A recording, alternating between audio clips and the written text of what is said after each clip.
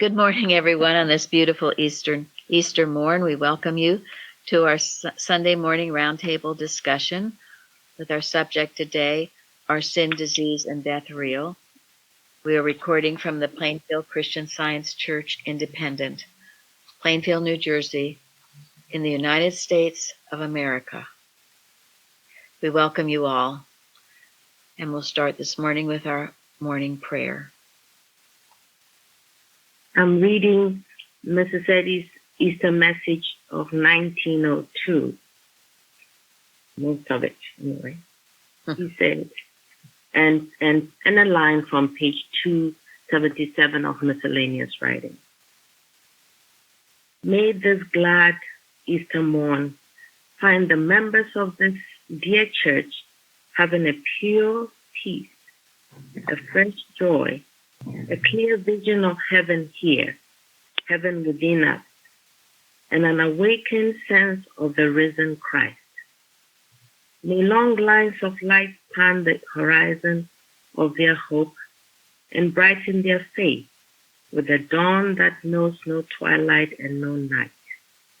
May those who discourse music today sing as the angels' heaven symphonies that come to the earth. May the dear Sunday school children always be gathering Easter lilies of love with happy hearts and ripening goodness. He said, today, may they find some sweet scents and beautiful blossoms in their leader's love, which he sends to them this glad morn in the flowers and the cross from Pleasant View smiling upon them. The Lord reigneth, let the earth rejoice. Mary Baker. Beautiful. Thank you so much, Florence. All right, the watching point. Watch number 236. Watch lest you fail to see the importance of striving to lose sight of a material sense of yourself as the practitioner, as much as you do the material sense of your patient in healing the sick. Mrs. Eddy once said, quote, how many Christian scientists give treatments as though they knew that mind really heals the sick? The real thing is the presence of mind and the realization that there is no other presence. Do not be afraid to take this stand and demonstrate it. Make God all, for God is all, and there is nothing else. It is just as though mind were saying, I am here, and there is nothing else here. I am the practitioner, and I am the patient, and there is nothing else, and neither can be, other than I am. It is this infinity, this infinite presence, that makes disease impossible. Unquote. Thank you. Yeah, beautiful. Who would like to comment on that? Well, it reminds me of the To the Watchers thing that we have from Watchers, Prayers, and Arguments given by Mary Baker Eddy. We include it on all of our Unity Watches. And it just says, you are not to come in your own name to pray, and you are not to control any mind. You are to come only in the divine strength and know that God will rule and does. Just reminded me of that. Thank you. That is such a good prayer. It's really important to say that before any prayer, any watch, and personalize it. And that's why we have it. Every time we give a watch message, that watch is on there. Anyone else?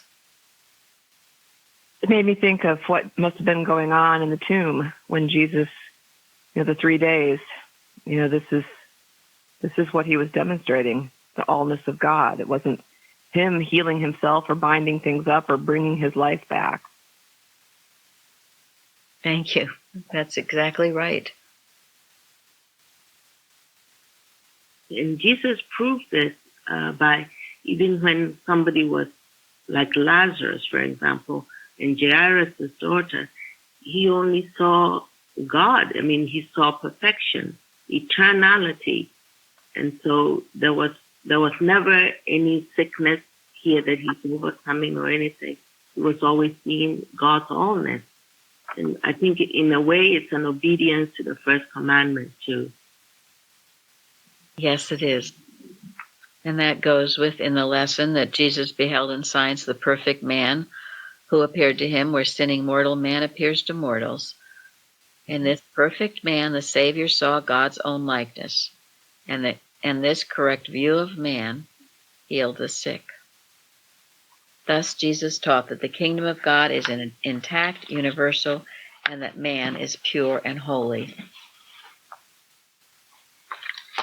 And here we were taught, as I've mentioned many times, that you always start a treatment with this fact, the allness of God. There is no other presence or power but God. And you end it with that. And you maybe take up some things in the middle to handle the animal magnetism that might seem to be present. But it's definitely this idea, there is nothing else. And I like in Bigdal Young, God is individual consciousness, where he says, God with us does the healing work. Handle as though God has descended from heaven and said, I will heal this case. And then realizing your rights and fulfilling your mission. So God definitely healing. I'm sorry, Mary. Yeah, because really, how would we know how to heal? I mean, God is the one. Okay, go ahead, Karen. Well, I was just going to say that when it says about I am the practitioner and mind is the practitioner and the patient. Since coming here and doing these watches and being made more aware to work for the world, I see that that is my practice, and so I am a practitioner, and my patient is the world, and so. It just helped me also to see I can't see anything out there somewhere, whatever is presenting itself. There's nothing but God right there. And it's been helping me to see these things that keep coming to our attention through the news or whatever. Working for the weather, that's my practice. And so, this applies to even those that aren't necessarily being called on the phone. It applies to us too.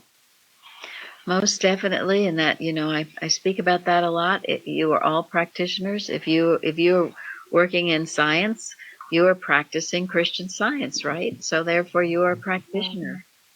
And Mrs. Eddy has told someone if they didn't have anyone to pray for, it work for the birds and the animals. But yeah, the world is should work for the world, definitely. There's so many things to pray about. And all of you should be. And I know some of you who do have people that call you for help. Friends or family, they call you for help. Well, and you should help them. Whether you're listed or not doesn't matter. If they're coming to you, that means you have the know-how to take care of it, knowing that you are not the healer, but that God is. I think Kratz's consciousness that heals is also very helpful. Is to pursue always to go forward daily with the consciousness that I am perfect, spiritual, eternal. And that really is overcoming the material sense of existence. And it's helpful. It makes you ready when somebody calls. Yes. Yeah. Could I say something? Certainly. This is such sorry it's so loud here. I'm sitting outside in the sun. But it is so beautiful to see ourselves as being both the practitioner and the patient, and that we have this oneness not that we are separated from anything. I think it takes away that fear that sometimes tries to creep up. So thank you, everybody. Yes, thank you. And as we've spoken about, that is what enabled Christ Jesus in the chosen, to be so peaceful and unflappable, because he knew this so entirely. This wasn't about him. It wasn't about anybody else. It was just God, your oneness with God. So, Nancy, I'll let you start with your definition of real and unreal that you sent to me this week. Sure. Our disease and death real. So I looked up real, actually being or existing, not fictitious or imaginary, and in law pertaining to things fixed, permanent, or immovable. And I looked up unreal, substantial, having appearance only. And that was from Webster's 1828. Thank you. Yeah, that's interesting. And then what did you say at the end? Well, at the end, I found in Science and Health, Mrs. Eddy said, and I always love when we say it is written, the Bible declares that all things were made by him, the divine word, and without him was not anything made that was made. This is the eternal verity of divine science. If sin, sickness, and death were understood as nothingness, they would disappear. As vapor melts before the sun, so evil would vanish before the reality of good. One must hide the other. How important, then, to choose good as the reality. Man is tributary to God's spirit and to nothing else. End quote. So to me, that says it all. I can choose to believe that which is nothingness, non-existent, a thing of no value, or I can believe that which is fixed, permanent, immovable, harmonious, and eternal, the reality of good, God's spirit. Thank you. You're welcome. This story, this Easter story, is so rich with very, very, very deep lessons, some of which I want to touch on today. All of which I'm sure we've talked about in times past, but it's always good to go over it again and be reminded. It's so important that we feel like we're there, really. Remember, what does Mrs. Eddy say? That the disciples really didn't get it until what? After Jesus raised himself. Yeah. Yes. Yeah. So deeply, deeply ask yourself, do you know this to be the truth? Do you have any doubts about it? Or, is it just a story you read, but you haven't taken it into your heart, soul, and mind? Because it will change your world. It will rock your world. Yeah. Even to just a small degree. If you can really, really get it, that this happened. 3 days in the tomb. And the fact that it happened means that it's possible. Yes. Because impossibilities don't happen. And it has happened since, where people... Many, many people have been brought back from the dead. That says a lot. But all that he went through and all the lessons that he teaches us in this experience is just so astounding, awesome. All right, Linda, what did you say to me? I wrote about the responsive reading, which was, "Trust ye in the Lord forever, for in the Lord Jehovah is everlasting strength." And the idea of everlasting strength really struck me. And it reminded me of, it seemed to coordinate with last week's roundtable where we worked on the idea that we're not victim, or to shun that victim role. And part of feeling a victim is thinking that your strength could be sapped, or there's a power opposed to God. And I came across a quote by Gilbert Carpenter in the Precepts, where shall I read it? He's talking about the importance of handling animal magnetism. Quote, "Before this missionary work can be carried out successfully, The deterrent of animal magnetism must be handled. Once a student complained to her practitioner that she could not handle animal magnetism. He asserted that God had given her the power to resist the devil with the promise in the Bible that if she would do so, it would flee from her. He told her not to believe that she was or could be a victim of this evil, since she had within her grasp, through her faithful demonstration of Christian Science, the ability to resist and overcome all suggestions of the carnal mind. David used this method with Goliath. That ponderous belief seemed deadly and powerful, yet David detected and demonstrated the nothingness of the enemy, which he had to overthrow. End quote. So it just was very clear to me more than ever that the strength is already there. It's handling the animal magnetism is what I need to do daily. Thank you. Yes. Yeah. And in that, those pages 390 to 393, take possession of your body and govern its feelings and action. Rise in the strength of spirit to resist all that is unlike good. God has made man, God has made you capable of this, and nothing can vitiate the ability and power divinely bestowed on man. You have to know this and not think of yourself as some weak, helpless mortal, but you do have this power with God. And it's because God is all strength, all power, you have all the strength available to you. We just need to know it and then put it into practice and then handle the opposition that says, no, you don't. I think this is why Jesus would go away. He said, in the closing we see often, he said, I'm going to pray, or in the Bible too, of course. He went to reinforce for himself, I'm sure, this oneness with God, this unity, this indestructible unity, and what gives him the strength and the power to walk through all the chaos and yet be a sea of glass within.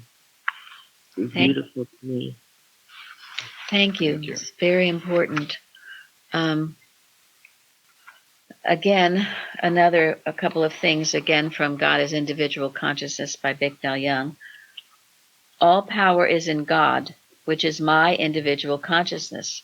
Therefore, my experience, whether it is the experience of my health, home, companionship, business, supply, all of it is my own state of consciousness unfolding. As all power is given unto me, all power exists at the standpoint of God. If I entertain this truth in consciousness, this consciousness manifests itself as what appears to be improved person, place, thing, or condition. No experience can come to me except as the unfolding of my own consciousness. When I realize that all is God unfolding and disclosing himself, then the experiences I attract to me are on the level of this realization. There is no use in blaming people for any error in my experience. There is no use in blaming any circumstance or condition or thinking that it was something over which I had no control. This goes back to last week's lesson. The real blame is at the door of ignorance of this truth. So there is not much excuse to go on and on, year in and year out, allowing the domination of person, place, or thing. Isn't that wonderful? He also says, which I love too, in the same article, peace be still is addressing universal belief of a disturbed thought. He makes the point when Jesus is out on the waves and he's saying, peace be still. He's not really addressing the waves or even the fear of the disciples. He's addressing the belief of a disturbed thought. To a universal belief of a mind apart from God, to a universal belief of inner and outer conditions. This is, in a way, what Linda was saying. You are addressing the animal magnetism that says these things, these beliefs, the universal beliefs. That's what you're getting to. Because what do we know? Evil is neither person, place, nor thing. It's not actually the storm. It's the universal belief that something is out of control. It's the animal magnetism. It's the mortal mind. It's always that. That is the culprit. And that's so wonderful in Eustace's writings too. He always brings it out. He always handled the malicious animal magnetism. So remember that. These are beliefs. I told you a while ago about that story. It's a book. That woman, no, I think she was Indian. She lives in China. Do you remember her name, Linda? Anita Morin. Well, I guess it doesn't matter. Was it the Dying to be me. Yeah, Dying to be me. dying to be me. Okay. Thank you. So, yes, she seemed to have this cancer belief. All the doctors said so. She died from it, and then saw her father, and father said, "Your mission's not done yet. Go back and live your life courageously." So she came back, and the doctors were amazed because there was no cancer, and they had all these pictures and everything of it. There was no sign of it. She was in intensive care, and she was so happy and laughing they had to take her out of there. You're disturbing the other. Yeah. And she eventually gained all her strength and weight and everything back. But what she said, and I found this so fascinating because this is what Mrs. Eddy says. She said it wasn't the cancer that killed her. It was her beliefs. Her beliefs, her erroneous beliefs. What do you believe in? And her fear. And her fear of them. Yes. And that's why her father said, live your life courageously. That's what God spoke to Moses, right? And to Joshua. Be courageous. In other words, trust God with all your heart. Yes. This is all so important to understand. So ask yourself, what are your beliefs? What are you afraid of? Because that's what you have to get to. You don't need to pass on and then realize, oh shoot. Mrs. Eddy healed a young man something where she said she wanted to heal him before he died and realized that it didn't kill him and that Thank you. That's one. and Yes. he was healed. Yes. Yes. So I've written a couple of articles on this, the resurrection, and one is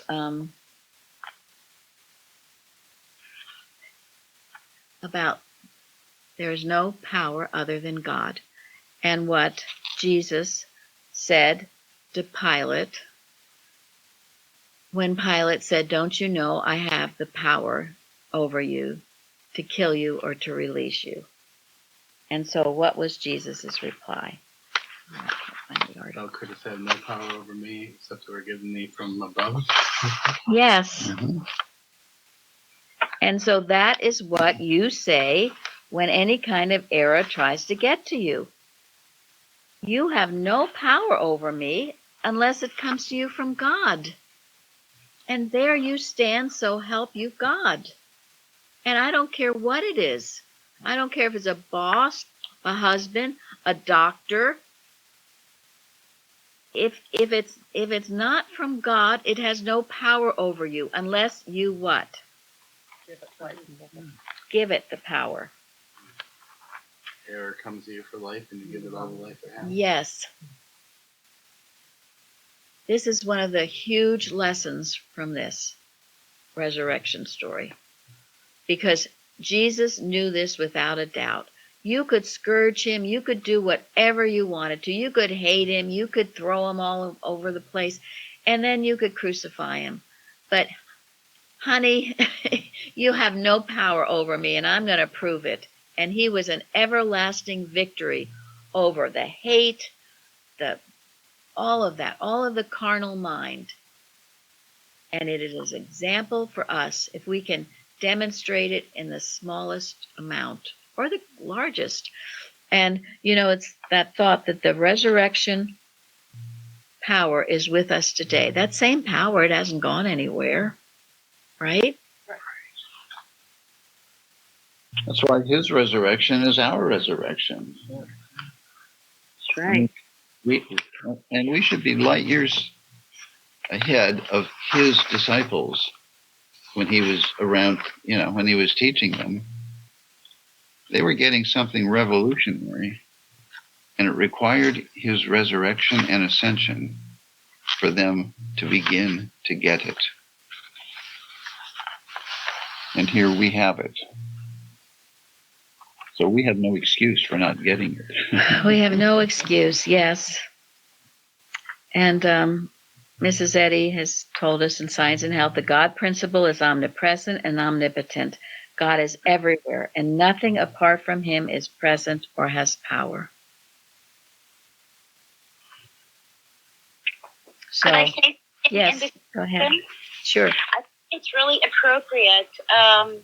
Back in 1980, there was a belief that I was in a fire, and it was a belief that I was dead. And my grandmother somehow felt she needed to go to the U.S., to San Francisco, and she came. And my father, who was a Christian Scientist too, had given up because the doctors had said she's gone.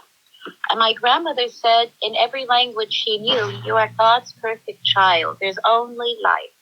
And she talked me into waking up, and just like Anita Mojani experienced, I heard a voice, "It's time to go back." And I was thinking about an issue I'm going through right now, and when you talk about the resurrection, I was just feeling such gratitude that listening had to be spiritual. This all had to come from God. It came from nothing else. And so I'm very grateful to be in this meeting, and I'm very grateful that I'm now learning to understand the grammar of Christian Science, really, slowly but surely. Thank you very much. It's a beautiful healing, yes. And it's been proven. We all know it in the Century of Christian Science healing in our own church, the wonderful healings that transpire. It works. It's powerful. And we must focus on that, on the enduring the good and the true. Now, there was something else that was very interesting in an article that Carrie sent me, and it was about Herod. And it is the darker part of the story. All of you know about Herod, what he was. Horrible king. Yeah. Debauched. Yes. And he was very fearful of who is this other king they're talking about. And he had all those babies murdered. And it was just one story after the next. And in this article, The Leaven of Herod, 1915 journal, in the 8th chapter of Mark's Gospel, we read that the Master charged the disciples to take heed, beware of the leaven of the Pharisees and the leaven of Herod. I don't remember that. That's interesting. Anyway, Bible students are generally familiar with Jesus' caution to beware of the doctrines of the scribes, Pharisees, and Sadducees, and have a more or less accurate knowledge of the mental and moral characteristics of these sects against which he warned them. But many may not be so conversant with this single reference to the leaven of Herod. The meaning of the word leaven, according to the dictionary, is to affect in character anything that by pervading influence works a general change or fermentation. Hence, the leaven of Herod was an unseen influence which, if taken into thought, would change or adulterate Jesus' spiritual teaching and the student of today. If he is to eliminate this leaven from his own character building, he must guard his thought against the influence which made Herod the notable example of his time. Now, I know that we all say, well, that would never apply to me, but it's not a very good thing to say.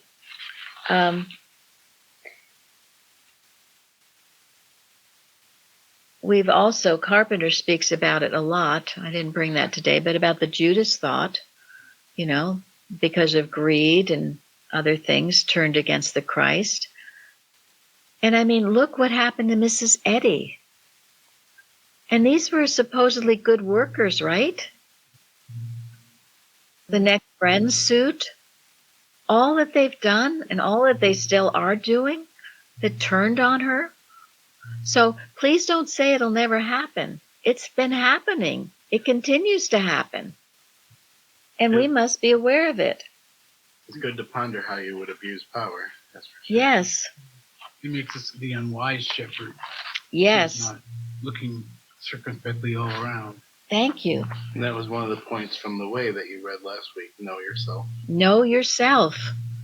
Know yourself. If inside there's this thing churning of envy, envy's the big one. You're envious of what others have or what they do or what you think they are. You're entertaining something very dangerous. It's not some little simple thing. This is why we say to clear your slate every day.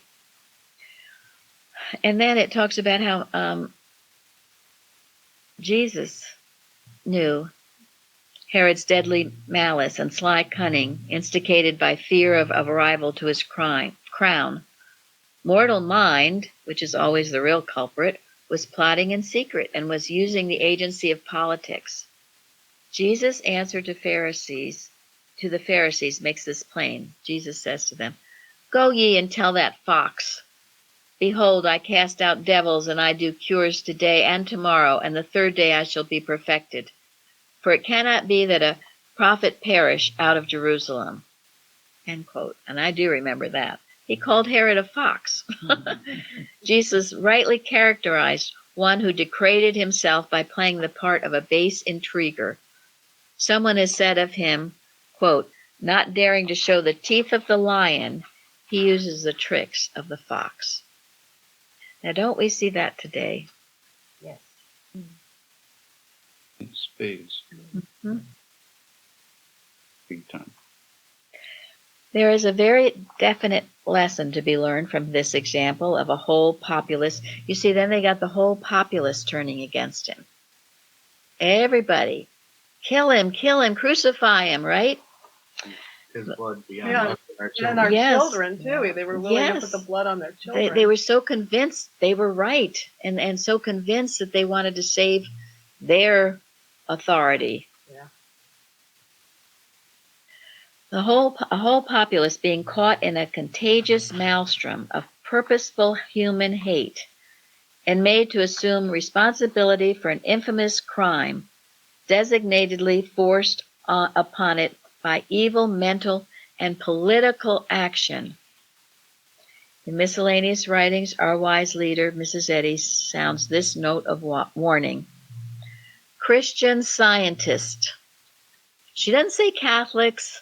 She doesn't say somebody else. She says Christian scientists cannot watch too sedulously or bar their doors too closely or pray to God too fervently for deliverance from the claims of evil.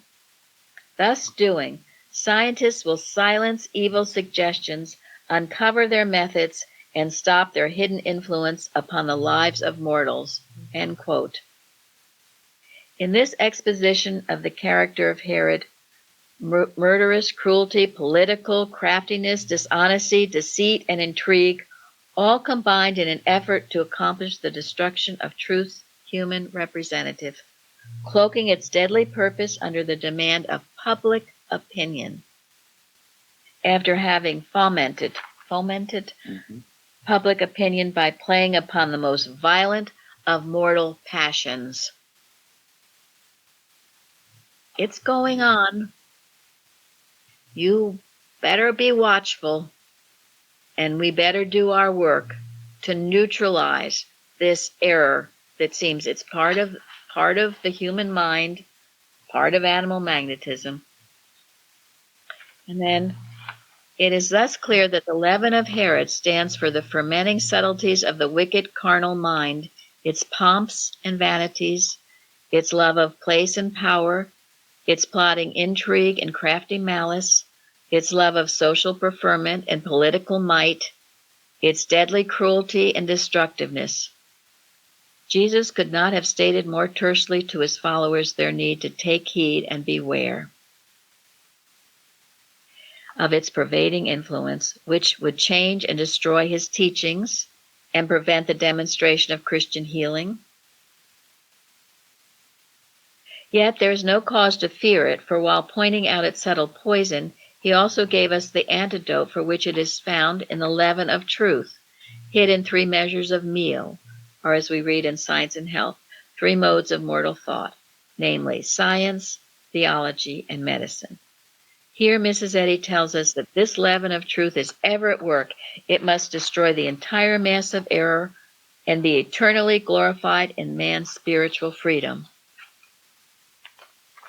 This is why she says to get Science and Health out. It's a leaven of truth at work. That whole chapter, theology, medicine, science. It is working. It is working. It is working through those who are working it. But we have to ask ourselves. We have to know ourselves well enough to know whether we are actually working it or whether we're just pretending. Because the devil is subtle, and the devil is working 24/7. And if you're exposing yourself to work with people and not them, what will happen? They will handle you. Yeah. And you'll be deceived by the mass mesmerism that goes on. We know the news media is nothing but mass mesmerism. Yeah, and that's why the less you listen to it, you need to know what's going on, but don't let it take you in and get where you are, on that side that's screaming, whatever, kill him, crucify him, because that's how it works, and it will work through politics, and most importantly, what it is doing to the Christian Science movement and Mrs. Eddy. That's what's the important thing, to get that, to destroy it, to get us in a country where we can't practice Christianity anymore. That's what it's doing as people sleep. So we mustn't, and there's nothing to fear because, goodness, after we just talked about it, there's nothing but God anyway. So there's nothing to fear but our own hand raised against us. But we must be willing for the battle and be willing to give ourselves wholly and irrevocably. To doff our lavender kid gloves. Yes. Yes. So this is what Jesus was up against. And it's an important lesson. So we have the first lesson about knowing the allness of God. We have this lesson about knowing how the arrow would try to work. And the third, a very most important lesson is forgiveness. Because any time I hear anybody complaining or saying, that they can't forgive anybody, all I have to do is think of Jesus Christ. Yeah, you only harm yourself. You can't forgive them. I mean, he even said it on the cross, Father, forgive them, for they know not what they do. But you're not letting go of the material sense of your patient. That's right. Correct. That's right. Nothing gives more spiritual freedom than that, really. That's right. Very, very true. And he warned his disciples. He told them what to expect. And then he said, but don't worry. He said, because I have overcome the world. And we can too. That is the whole point. To overcome the whole world with the truth, with our spiritual reality. Yeah, and then we'll just swallow up all of this, the Adam dream. It'll just be swallowed up. God's law reaches and destroys evil by virtue of the allness of God. No and yes, page 30. God's law reaches and destroys evil by virtue of the allness of God. That one statement, sometimes when we're told to do, have a moment of prayer for the world, that's what I work with. It's amazing. One statement, one sentence. Now, I wrote also it's an article called The Power of Forgiveness. I'm just going to share the first part of it. I heard a true story recently about a Christian woman who had been diagnosed with a terminal disease. Her doctor sent her home from the hospital, not giving her much longer to live. This woman turned to her Bible and opened Mark 11. What things soever ye desire when ye pray, believe that ye receive them, and ye shall have them. And when ye stand praying, forgive if ye have aught against any, that your Father also which is in heaven may forgive your trespasses. In deep prayer, she asked God to help her forgive anyone who had ever wronged her and to heal her of any resentment she might carry in her heart. She then asked God to forgive her for anyone she might have harmed. She also wrote letters to these people saying how sorry she was for ever having caused any unhappiness in their lives and humbly asking their forgiveness. Upon doing this, she felt a deep peace come over her. Joy filled every fiber of her being. In the days to follow, she woke up every morning thanking God for his goodness and praising him for giving her life and health and all good things. In a matter of time, she was completely healed, much to her doctor's utter amazements. Forgiveness is a quality of God and carries with it a mighty strength and power. So if you've worked hard and long on something, you might consider this. And sometimes when you've been doing something for so long, you don't even know. You can say, oh, I don't hate anybody. I often hear that. I don't hate anybody. Yeah, right. Don't like them. Yeah, and we know that story. Mrs. Evans said her wonderful practitioner, Nana's Richie said, well, if you don't like them, then you hate them. There's no indifferent, right? Yeah, right. There's no middle ground. So another huge important lesson from this story. If Christ Jesus had not forgiven, he couldn't have been raised. He had no anger, animosity. He totally forgave. And we must too. No excuses. I don't care if you have all the reason in the world not to forgive somebody. Jesus had all the reason in the world not to forgive these people. A lot more reason than I'm sure you do. And yet he still forgave. It doesn't matter what's been done to you. You leave it all to God. He'll take care of it. And anyone who has been truly, truly evil, I'll say that, have that belief of that, they will come to not a good end until they change their ways. I think if you can really impersonalize the evil, though, that's how you forgive it. It's, it's kind of like sometimes when I'm working on forgiveness, I think about, well, it's almost like something's taken over that person. It's not them. And it's just like when you feel compassion for someone who's struggling with a disease. Obviously, they didn't embrace the disease. No one asked for that to come in. And I don't think it's any different when you're going after what seems to be like, an evil person or someone who's wronged you or someone that just is, doing something that's not right. They've been handled and, have compassion on the fact that they seem to be handled. Well, that's absolutely right. And that goes back to what we talked about earlier. It is not person, place, or thing. It is always animal magnetism, showing forth as this. But still, if you're hanging on a cross and all of this stuff, it can be very hard to impersonalize it all. But yes, that is the task before you. And certainly Jesus did not have a problem with that. And Wow. we can pity those who have had such a hard life that they would harbor those kinds of thoughts and commit those kinds of deeds that are repulsive, that are evil, And not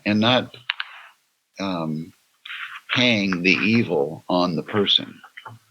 and truly, it is the only way you can forgive, because if you don't do that, it's impossible to forgive. And as Mrs. Eddy, as we talked about last week in her article, Love Your Enemies, how can you have an enemy unless you first form him in your own thought?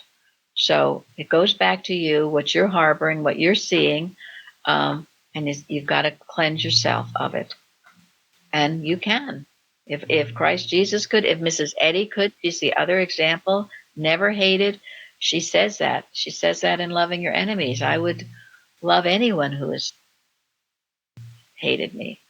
But again, it's a belief. Again, when we go back to that, the belief of that there's a universal belief of hatred, of as Mishaela read on Wednesday night, this what's it called, fratricide, or that we want to kill our brother. That's all a universal belief. Fratricide, yeah. It's the Adam dream. And then finally, and most importantly, we have to get to is the lesson that there is no death, right? He proved once and for all there is no such thing as death.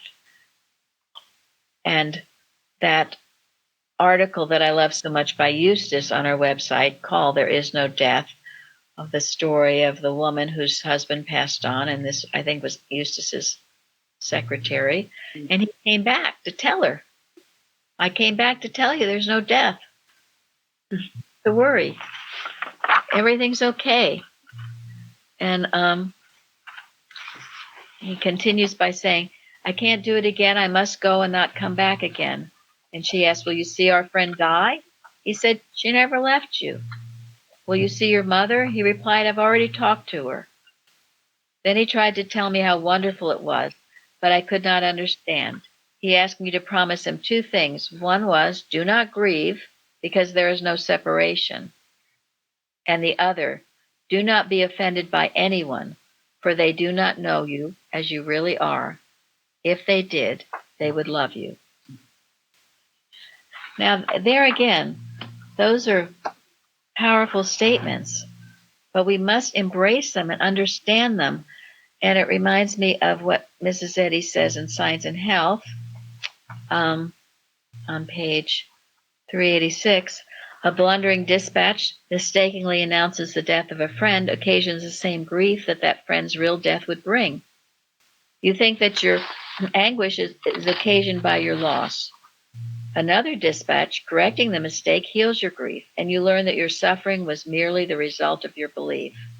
Thus it is with all sorrow, sickness, and death. You will learn at length that there is no cause for grief, and divine wisdom will then be understood. Error, not truth, produces all the suffering on earth. I know that's easier said than done when someone has passed on from your sight, but you can comfort yourself. There's no death. There's no separation. And you certainly will see that person again. And the final, or one of the final lessons from this story of the resurrection is victory. Victory. You are the victors, not the vanquished. Victory. No matter what happens, no matter how bad it's going to be or seems to be at the moment, there will be victory, the understanding, the overcoming of it all. And so we're going to end on this sweet story that Carrie sent about truth always triumphs. This is from a 1919 Sentinel, and it's by Addie Towns Arnold. One night last winter, while struggling to rise above an acute phase of an illness which had lingered for several days, and when the moment of victory still seemed a long way off, there came out of the gloaming, in a most helpful way, an incident remembered from childhood days. During the Civil War, there was in New Hampshire a stage route of about 25 miles, running from a small farming locality to a certain city. At that time, newspapers were more expensive and less plentiful than at present, so the coming of the stage was the event of the day. All the men and boys would go to the tavern where the stage driver put up for the night to hear the war news. The boys would often run out to meet him, shouting, "What news today?" The driver, who was a sturdy northerner, would rise in his high seat on top of the stage, and holding the reins in one hand and swinging the paper high above his head in the other, would cry at the top of his voice, "Victory! Victory!" repeating this many times. Then he would drive on, leaving the youngsters to run after him, shouting the same. Whichever way the battle had gone, it was always victory with him. The men used to say, "It is no use to ask him for a different answer. It is victory anyhow." Although the experience here related was not based upon the understanding of principle, the recalling of the incident brought to the writer fresh inspiration and showed her the need of having more faith in the principle of healing revealed in our textbook, Science and Health with Key to the Scriptures by Mary Baker Eddy. The rules given in this book for practical demonstration are available for all and have been proved for the last 30 years in the writer's family. Systematic study, also intelligent and persistent mental work, destroyed in every case the false sense which had been entertained in thought, and proved that we can rise in the strength of spirit to resist all that is unlike good. God has made man capable of this, and nothing can vitiate the ability and power divinely bestowed on man.